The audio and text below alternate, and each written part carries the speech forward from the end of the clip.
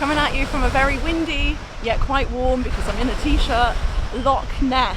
Let's see if we can find the Loch Ness monster. I don't think so because maybe the wind has blown it away. But this is the very start of Scottish van life adventures on the NC500. To be honest, I wasn't really that bothered about coming to Loch Ness, but I feel like you can't come all the way to the Scottish Highlands to Inverness and not come here. It's definitely one to tick off the bucket list.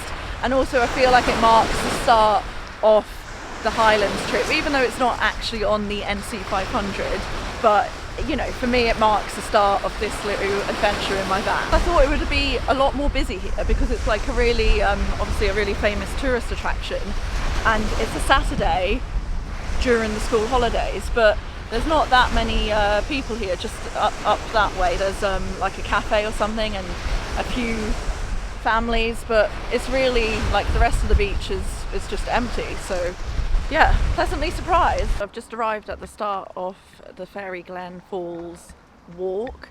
I've just parked up the van. We had a spot of lunch, just the leftover quiche from yesterday, and now we're just walking on the path. It's very clearly signposted from the car park. There's actually two paths parallel, so there's this one that I'm on now, and then there's the river just down there, and then the other side there is actually also a path, but they both join up later on according to the map, I hope.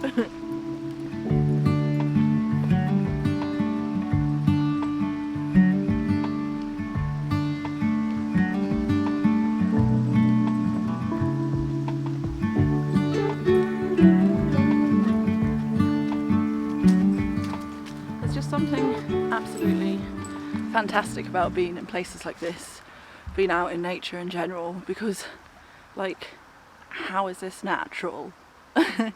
You know, this little stream has carved its way down through the, it's not even a valley, through the, whatever we call this, I guess it's a bit of a valley, but it's just absolutely wonderful. Like, why doesn't everyone do this? As you can tell, we've made it to the waterfall, just there. It was only like a half an hour walk or something. I thought it was going to be like an hour and a half, but I guess to go back, yeah, it would be like an hour in total. And of course with me and Guy it takes 3 times as long. But here's the main waterfall, and then there's 2 more just right next to it further down the stream. Nothing to complain about. The water looks fresh and clear. If I was someone who was into cold water swimming, that's what I'd be doing, but I'm not that person, so I'm not. The really good thing about travelling by myself, just with Gaia, is that I get to decide where to go and what to do and when to go. So I was originally thinking of hiking up to Fyrish Monument, Fyrish, is that how you say it? Which is like a 3-hour hike. But I just enjoyed the waterfall so much, and I was practicing with long exposure photography for the first time. I've ended up spending quite a lot of time there. So instead I'm just going to head back to the van, and we're going to go to Tarbat Ness Lighthouse and park up there for the night. Also, when you travel alone, you're never really alone. Like just a minute ago I was chatting to a couple who are they've got a rooftop tent on their Land Rover, so shout out to you if you're watching. And yeah, just, you know, it's really easy to chat to people, especially when you're, you know, sharing similar experiences. So I saw he had a camera, and that's what got us talking. Also, they had a really cool border collie dog. So yeah, even alone, it's still really easy just to meet people. And I think, especially on this trip on the NC500, there's going to be a lot of van lifers, so yeah, roll on the good times. Up. Keep going.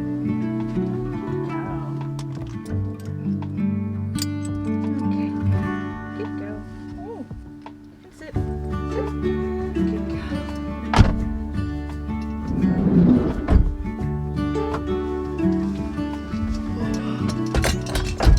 Okay, so we're all buckled in. Gaia's got her doggy seatbelt, one of 3 actually crash tested doggy seatbelts that exist.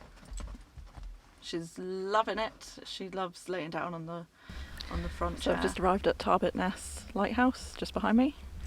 Parked up for the night in this long but quite thin car park. There's a few other vans around. Some are parked like that, lengthways. I've managed to squeeze in like as if it's a bay. But it's really peaceful and quiet here, so that's why I've got my whispering voice. The drive-in was down this quite long single track road, but there was like nobody else, literally nobody else around. There's a village that we passed through and then a few houses dotted around, but just make sure that you drive carefully and use the passing places. The lighthouse is just up this path, just behind me. Listen, it's so peaceful. I'm even like scared to vlog in case I disturb the peace. I've never been to, well, I have been to places this quiet, but oh, it's just so nice, especially after living in Jakarta, which was the noisiest place I've ever lived in my life. It's just nice to sometimes get away and be in nature, in the peace and quiet, where the only trouble are the Highland midges. Have you ever felt like this? Where wild things happen, are you feeling going round the twist? Who remembers that show? Leave a comment down below. Oh my god, I'm a lyrical genius. But yeah, that show, every time I go to a lighthouse, I get reminded about that show. Why did they live in the lighthouse and why was it haunted? Obviously, because I'm by a lighthouse, it also means that I'm by the ocean and it just looks so gloriously calm with this light as well, the not quite sunset light. It's just, oh, I'm at peace. So we're back at the van now. Gaia's having a lay down, she's just had her dinner and I'm about to cook my dinner. So I'll just show you a bit of like how that works and what it's like. This is the van set up from the back.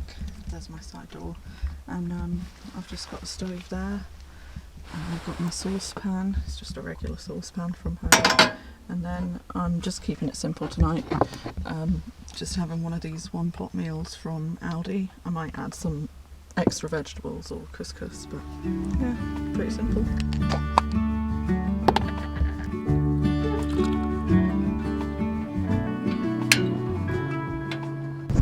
These frozen vegetable pack as well to act as a, oh that's boiling quite quick, to act as a an ice pack, and then when they're defrosted I can just cook them up and eat them too. So I'm just going to add those in. So that is dinner served. It doesn't look that great, but trust me, it tastes really good and it's relatively healthy for like just a one pot meal. Van looks a little bit messy at the moment. Obviously I don't have, you know, proper storage space, so I've just got under here is my toilet, and then those are my clothes, and then this is my food, and then behind that is another box of just random stuff, and then there's a box at the end which is like my cooking stuff, and then this is my stove. Here I've got a table and then a cool box. And my bed, and that pulls out, and that's pretty much it. This is us bedded down for the night. We've already washed up dinner. Gaia's half asleep already. She's just such a star, really. Such a good van dog. And yeah, I'll leave you with the view of my back doors, my back garden, so to speak.